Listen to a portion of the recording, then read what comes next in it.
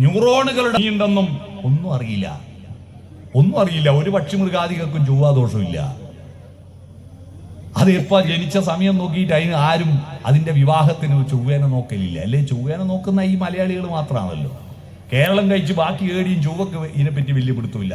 ഈ മലയാളികളെ കല്യാണം മുടക്കാൻ മാത്രം മെനക്കെട്ടിട്ട് നിൽക്കുകയാണ് ഈ ചൊവ്വ. അല്ലേ, മെനക്കെട്ട് നിൽക്കുക. ചൊവ്വാദോഷം ഇല്ലാന്ന് ഞാൻ പറയില്ല, ഞാൻ അനുഭവിക്കുന്ന ചൊവ്വാദോഷം ഞാൻ അനുഭവിക്കുന്ന അതിന്റെ പ്രയാസങ്ങൾ എപ്പോഴും മിക്ക ദിവസവും ഞാൻ അനുഭവിക്കും. ഇപ്പൊ കുറച്ച് ദിവസമായിട്ട് കുറവാണ്.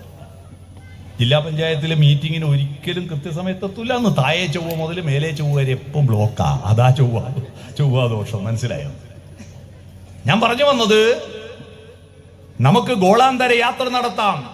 സൂര്യനിലേക്ക് പഠിക്കാൻ വേണ്ടി നമ്മൾ റോക്കറ്റുകളെ അയക്കുന്നു. ചന്ദ്രനിൽ മനുഷ്യൻ കാലുകുത്തുന്നു. ചൊവ്വയിൽ ഇറങ്ങാൻ വേണ്ടി പരിശ്രമിക്കുന്നു. പക്ഷിമൃഗാദികൾക്ക് ഇതൊന്നും അറിയില്ല. അവര് ആകാശത്ത് നിലാവ് കാണുമ്പോ ആ നിലാവത്ത് ഒരു കുറുക്കനും വൃശ്ചികപ്പൂനിലാവേ പിച്ചകപ്പൂനിലാവേ മച്ചിന്റെ മേലിരുന്നൊളിഞ്ഞു നോക്കാൻ എന്ന് പാട്ട് പാടിയിട്ടില്ല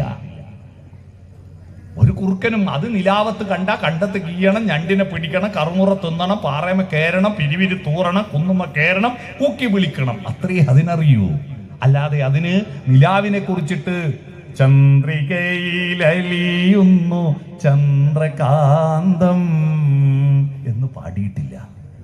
നമുക്ക് ഈ തലച്ചോറ് തന്നിരിക്കുന്നത് പാട്ടുപാടാനാണ്, സത്യം അന്വേഷിക്കാനാണ്, ചിന്തിക്കാനാണ്, ദർശനങ്ങൾ ഉണ്ടാക്കാനാണ്. എന്നിട്ടും നമ്മൾ ഈ ചോറിനാണോ ഭക്തന്മാർ, ഈ ചോറിനാണോ പ്രാധാന്യം കൊടുക്കുന്നത്? ഈ ചോറ് അപ്രധാനമാണെന്ന് ഏറ്റവും ഉറപ്പുള്ള എല്ല് കൊണ്ട് പൊതിഞ്ഞിരിക്കുന്നു തലച്ചോറ്. എന്നാൽ ഒട്ടും എല്ലില്ലാതെ വെറും ഇറച്ചി കഷ്ണം മാത്രമാണ് വയറ്. അതുകൊണ്ട് ഇതല്ല പ്രധാനം. പക്ഷെ ഭക്തജനങ്ങൾ കൂടുതൽ ഏതിനാ പ്രാധാന്യം കൊടുക്കുന്നത്? നിങ്ങളൊരു ഭാഗവത സപ്താഹം നടക്കുന്നിടത്ത് നോക്കൂ. രാവിലെ 8:30 മുതൽ ഒരാളാണെന്ന് വായിക്കുന്നുണ്ടാവും, അർത്ഥം പറയുന്നുണ്ടാവും, കഥ പറയുന്നുണ്ടാവും. ഒരു പണിയും തരവില്ലാത്ത കുറച്ച് 10-100 ആളുടെ മുമ്പിൽ ഇരുന്ന് കേൾക്കുന്നു. എന്നാൽ ഉച്ചക്ക് 1 മണിയാവുമ്പോഴേക്കുണ്ട് തിരക്ക്. കൂട്ടുവരയില് എലിയങ്ങ് വെക്കുമ്പോഴേക്കില്ലേ ഏടുന്നല്ല ആടുവാഞ്ഞും വന്നോടുക എന്നറിയില്ല കേട്ടോ. അവരെല്ലാം തിന്നിട്ട് ഇതാരാ വായിക്കുന്നു വരെ നോക്കാണ്ട് അതിലെന്നെ പോവുകയും ചെയ്യും. അപ്പൊ ഭക്തജനങ്ങൾ മഹാഭൂരിപക്ഷം കലിയെ ആരാധിക്കുന്നവരാണോ അല്ല ദൈവത്തെ ആരാധിക്കുന്നവരാണോ? ഇതിന് ഇമ്പോർട്ടൻസ് കൊടുക്കുന്നവർ കലിക്കാണ് ഇമ്പോർട്ടൻസ് കൊടുക്കുന്നത്. കാരണം ദേഹം നിമിത്തമഹം ബുദ്ധി കൈക്കൊണ്ട് മോഹം കലർന്നു ജന്തുക്കൾ നിരൂപിക്കും. ബ്രാഹ്മണോഹം നരേന്ദ്രോഹം ആഢ്യോഹമെന്നാം റേഡിതം കലർന്നിടും ദശാന്തരേ. ജന്തുക്കൾ ഭക്ഷിച്ചു കാട്ടിച്ചു പോകിലാം, വെന്തു വെണ്ണീറായി ചമഞ്ഞു പോയിടിലാം. മണ്ണിനു കീഴെ കൃമികളായി പോകിലാം. നന്നല്ല ദേഹം നിമിത്തം മഹാമോഹം. രാമായണത്തിൽ രാമൻ ലക്ഷ്മണനെ ഉപദേശിക്കുന്ന ഭാഗത്തുള്ള മഹത്തായ ഈ ശരീരം പദാർത്ഥനിഷ്ഠമായിരിക്കുന്ന ഈ ശരീരം അസത്താണ്. ആ അസത്തിൽ നിന്ന് സത്തിലേക്കുള്ള യാത്രയാണ് മനുഷ്യന്റെ യാത്ര. അതാ സദോമാ സദ്ഗമയ.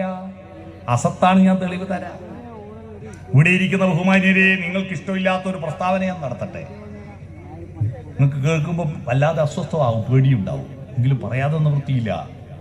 നിങ്ങളെല്ലാവരും ഇവിടെ അമ്പലത്തിലേക്ക് കൊണ്ടുവന്ന മുടി ചീകി പൊട്ടുതൊട്ട് പൗഡർ ഇട്ട് കൺമഷിയേരി സുന്ദരമാക്കി കൊണ്ടുവന്ന നിങ്ങളുടെ പ്രിയപ്പെട്ട തലയില്ലേ, ആ തല 100 കൊല്ലം കഴിഞ്ഞാൽ എവിടെ ഉണ്ടാവുക എന്ന് ആലോചിച്ചു കേട്ടെ. 100 കൊല്ലം കഴിഞ്ഞാൽ ഈ തല എവിടെ ഉണ്ടാവും? നല്ല സ്റ്റൈലാക്കി വെച്ച തലയുണ്ടല്ലോ. തിലകം ചാർത്തി ചിരിയുമഴകായി പല നാൾ പോറ്റിയ പുണ്യശിരസേ ഉലകം വെല്ലാനുഴറിയ നീയോം വില പിടിയാതൊരു തലയോടാവൂലേ. ഈ തത്വം ആത്മനെ കുറിച്ച്, തന്നെ കുറിച്ച് പഠിക്കാൻ ആരംഭിക്കാൻ അത് ആത്മവിദ്യാലയമേ.